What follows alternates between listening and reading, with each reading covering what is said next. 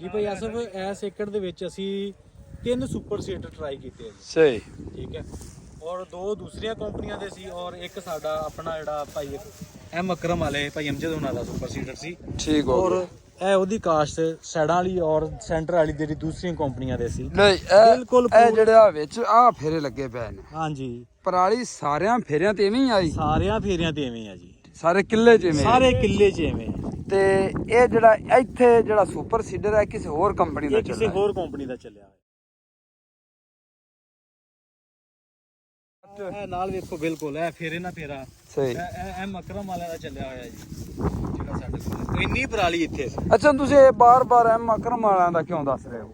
ਕਿਉਂਕਿ ਜੀ ਅਸੀਂ ਉਹਦੇ ਨਾਲ ਅਸੀਂ ਤਕਰੀਬਨ 30 ਏਕੜ ਗੰਦਮ ਕਾਸ਼ਤ ਕੀਤੀ ਹੈ। ਅੱਛਾ ਠੀਕ ਹੈ, ਔਰ ਅਸੀਂ ਉਹਦਾ 100% ਰਿਜ਼ਲਟ ਪਾਇਆ।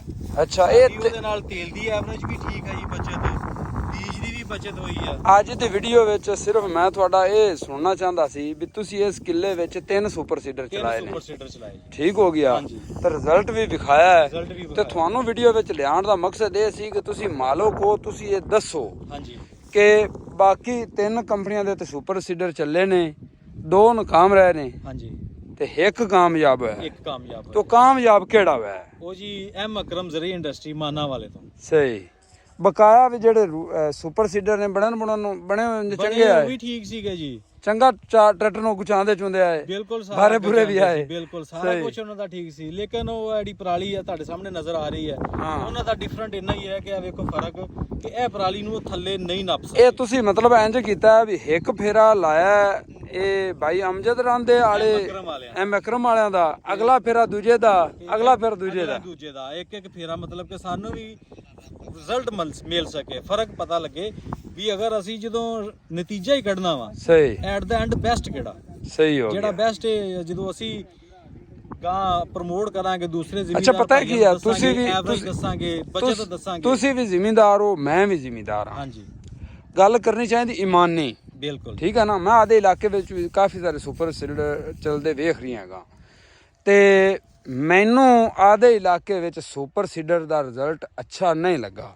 ਸਹੀ। ਤੇ ਕਿੱਲੇ ਅੱਛਾ ਨਹੀਂ ਨਾ ਲੱਗਦਾ ਤੇ ਬੰਦਾ ਬਦਜ਼ਨ ਹੋਣ ਲੱਗ ਪੈਂਦਾ ਹੈ ਇਹ ਔਜ਼ਾਰ ਤੋਂ।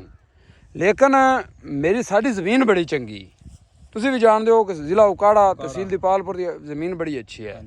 ਉੱਥੇ ਤੁਸੀਂ ਕੀ ਆਂਦੇ ਰਿਜ਼ਲਟ ਇਸ ਤੋਂ ਵੀ ਅੱਛਾ ਨਾ ਮਿਲੇਗਾ ਇਨਸ਼ਾਅੱਲਾ ਜੀ। ਤੁਹਾਡੇ ਸਾਹਮਣੇ ਸਾਡੀ ਜ਼ਮੀਨ ਵੀ ਇੱਕ ਦੇਖ ਲਓ, ਔਰ ਸੁਪਰ ਸੀਡਰ ਦਾ ਰਿਜ਼ਲਟ, ਬੀਜ ਦਾ ਉਗਾਓ ਮੁxtਲਿਫ ਕਿਸਮਾਂ 'ਚ, ਇੱਕੋ ਬੀਜ ਨਹੀਂ ਇੱਕੋ ਦਿਨ ਦਾ ਕਾਸ਼ਤ ਕੀਤਾ ਹੋਇਆ ਨੇ ਜੀ।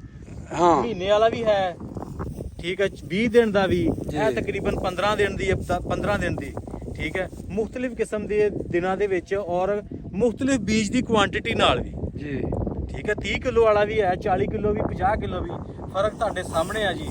ਅਸੀਂ ਤੇ ਇਹਦਾ ਰਿਜ਼ਲਟ ਜਿਹੜਾ ਸਾਡੇ ਕੋਲ ਤਾਂ 100% ਠੀਕ ਹੈ ਜੀ। ਅੱਛਾ ਇਹਨਾਂ ਦੇ ਕਿਸਾਨਾਂ ਨੂੰ ਤੁਸੀਂ ਕੀ ਰਿਕਮੈਂਡ ਕਰਸੋ ਕਿ ਸੁਪਰ ਸੀਡਰ ਜਿਹੜਾ ਹੈ ਉਹ ਕਿਹੜਾ ਖਰੀਦਣਾ ਚਾਹੀਦਾ ਹੈ ਤੇ ਇਹਦਾ ਫਾਇਦਾ ਹੈ ਨਹੀਂ ਹੈ, ਕੀ ਫਾਇਦਾ ਹੈ ਇਹਦਾ? ਦੇਖੋ ਜੀ, ਸਾਡੀ ਔਰ ਕਿਸਾਨ ਭਾਈਆਂ ਵਾਸਤੇ ਹਮਦਰਦਾਨਾ ਖੁਆਇਸ਼ ਇਹ ਆ ਕਿ ਜਿਸ ਤਰ੍ਹਾਂ ਦੇ ਮੌਜੂਦਾ ਦੌਰ ਦੇ ਵਿੱਚ ਮਹਿੰਗਾਈ ਦੇ ਵਿੱਚ ਉਹਨਾਂ ਦੀ ਜਨਾਸ ਜਿਹੜੀਆਂ ਸਸਤੀਆਂ ਨੇ, ਕਿਸੇ ਨਾ ਕਿਸੇ ਤਰੀਕੇ ਨਾਲ ਸਾਨੂੰ ਬਚਤ ਦਾ ਰਸਤਾ ਲੱਭਣਾ ਚਾਹੀਦਾ ਜੀ। ਔਰ ਇਹ ਸੁਪਰ ਸੀਡਰ ਦੀ ਸ਼ਕਲ 'ਚ ਸਾਨੂੰ ਇੱਕ ਬੜਾ ਅੱਛਾ ਰਸਤਾ ਮਿਲਿਆ ਜਿਹਦੇ ਨਾਲ ਅਸੀਂ ਡਬਲ ਟ੍ਰਿਪਲ ਖਰਚੇ ਤੋਂ ਬਚ ਗਏ ਜੀ। ਸਾਡਾ ਰੂਟਰ ਵੀ ਚੱਲ ਜਾਂਦਾ, ਸੁਹਾਗਾ ਵੀ ਬਚ ਜਾਂਦਾ, ਠੀਕ ਹੈ, ਔਰ ਡਿਸਕਾਂ ਵੀ ਚੱਲ ਜਾਂਦੀਆਂ ਇੱਕੋ ਸਟੈਪ 'ਚ। ਉਹਦੇ ਨਾਲ ਸਾਡਾ ਬੀ ਖਾਦ ਵੀ ਆ ਜਾਂਦਾ ਔਰ ਤੁਸੀਂ ਨਾਲੇ ਨਾ ਐਵਰੇਜ ਵੀ ਠੀਕ ਹੈ ਜੀ। ਮੈਨੂੰ ਤਾਂ ਬਸ ਭਾਈ ਇੱਕ ਗੱਲ ਤੁਹਾਡੀ ਇਹ ਬੜੀ ਅੱਛੀ ਲੱਗੀ ਹੈ ਵੀ ਤੁਸੀਂ ਇੱਕ ਕਿਸਾਨ ਹੋਣ ਦੇ ਨਾਤੇ ਤੇ ਇੰਨੀ ਮਿਹਨਤ ਕੀਤੀ ਹੈ ਹਾਂਜੀ ਵੀ 3 ਕੰਪਨੀਆਂ ਦੇ ਸੁਪਰ ਸੀਡਰ ਚੈੱਕ ਕਰਤੇ ਹਾਂਜੀ ਤੇ ਉਸ ਤੋਂ ਬਾਅਦ ਸੁਪਰ ਸੀਡਰ ਖਰੀਦਾ ਵੀ ਔਰ ਅਗਲੀ ਕਣਕ ਉਹਨਾਂ ਨਾਲ ਸੁਪਰ ਸੀਡਰ ਨਾਲ ਬੀਜੀ ਵੀ ਔਰ ਰਿਜ਼ਲਟ ਵੀ ਵਿਖਾਇਆ। ਯਾਨੀ ਤੇ ਐਂਡ ਰਹਿ ਗਿਆ ਹੁਣ ਪੈਦਾਵਾਰ ਸਲਾਹੀਅਤ।